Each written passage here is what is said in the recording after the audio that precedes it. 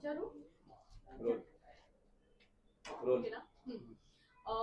Sir, कल्याण येथील नांदिवली परिसरामध्ये एक धक्कादायक बातमी अशी आहे की एका मुलीला पोटात लाथ मारून ज्या पद्धतीने मारहाण केलेली आहे या संदर्भात सरकार काय कारवाई करणं अपेक्षित आहे? नाही, संबंधित पोलीस अधिकाऱ्यांची मी स्वतः चर्चा केलेली आहे.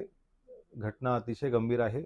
एका महिलेला अशा पद्धतीचे मारहाण करणं अतिशय योग्य नाही. महाराष्ट्रामध्ये अशा पद्धतीचे व्हायलन्स हे खपवून घेतले जाणार नाही.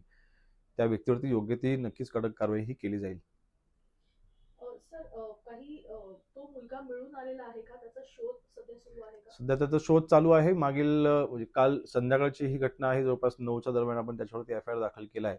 पण लवकरच तो सापडेल. तो कुठे काय पळून जाऊ शकणार नाही. माहिती अशी आहे की तो लोकलच आहे. तो काय कुठला बाहेरनं आलेला नाही. परंतु लवकर त्याला शोधलं जाईल आणि त्याच्यावरती कारवाई ही नक्कीच केली जाईल. त्याला अटक देखील केली जाईल. वाद नेमका काय होता काही कळलंय का? मला वाटतं डिस्पेन्सरमध्ये त्यांचा काहीतरी वाद झालेला आहे. पण विषय काही असो, वाद कुठलाही असो, अशा पद्धतीने मारहाण करणं हे नक्कीच हे सहन केलं जाणार नाही. दुसरीकडे उद्धव ठाकरे यांनी देवेंद्र फडणवीसांच्या 55व्या वर्षानिमित्त शुभेच्छा दिलेल्या आहेत. 55व्या वाढदिवसानिमित्त. नाही, वाढदिवसाच्या शुभेच्छा देण्यामध्ये काही गैर नाही. मला वाटतं आपण एकमेकांना शुभेच्छा नेहमीच देत असतो. त्यामुळे ह्याच्यामध्ये कुठल्याही राजकारणाच्या दृष्टीने बघणं चुकीचं आहे.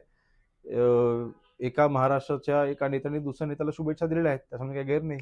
हुशार प्रामाणिक राजकारणी म्हणून ते देवेंद्रजींकडे पाहत आहेत आणि आपल्या वडिलांचा वारसा समर्थपणे मेहनतीने चालवत आहेत अशा देखील शुभेच्छा आहेत. आणि राष्ट्रीय पातळीवरती लवकरच स्थान मिळावं असं देखील ते म्हटलेले आहेत त्यांच्या. मग आता ते वडिलांचा वारसा चालवत आहेत. त्यानंतर प्रामाणिकता असे जे शब्द वापरलेले आहेत.